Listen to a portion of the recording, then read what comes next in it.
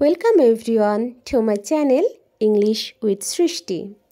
আজ আমরা ওসমানস ভিলেজ লাইফের সেকশন বি এর চুজ দ্য কারেক্ট আনসার, এই কারেক্ট আনসারগুলো আমরা আজকের সলভ করব। তো শুরু করা যাক। তো স্টুডেন্টস, আমরা প্রথমে কোয়েশ্চেনগুলো পড়ব।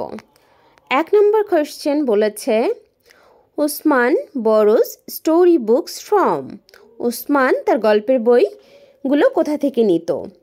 1 নম্বরে বলেছে এ নম্বরে দ্য স্কুল, স্কুল থেকে। বি হিজ ফাদার, তার বাবার কাছ থেকে। সি দ্য ভিলেজ লাইব্রেরি, গ্রামের গ্রন্থাগার থেকে।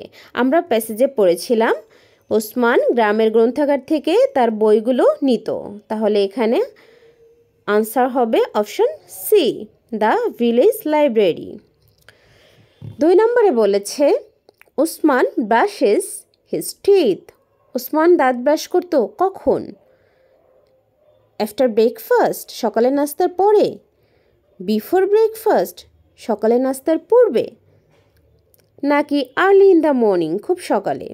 আমরা পড়েছিলাম প্যাসেজের মধ্যে যে ওসমান তার সকালের নাস্তার পরে দাঁত ব্রাশ করতো, তো পরে বুঝাতে আমরা আফটার বলি।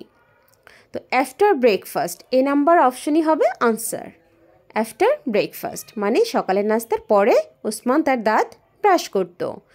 3 নম্বরে বলেছে Osman studies in the. Osman কখন পড়াশোনা করতো? আফটারনুন, বিকেলে, ফ্রি টাইম, অবসর সময়ে।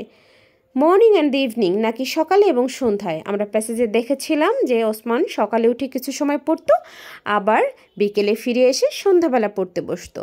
তাহলে সেক্ষেত্রে আমাদের আনসার হবে মর্নিং অ্যান্ড দ্য ইভিনিং, সকালে এবং সন্ধ্যাবেলায়। আমি কোশ্চেনগুলো আবার সলভ করে সব দিয়ে দিচ্ছি যাতে তোমাদের সুবিধা হয়। আশা করছি আমার সাথে তোমাদের ক্লাস ভালো লাগছে। যদি ভালো লেগে থাকে তো প্লিজ একটু কমেন্ট করো।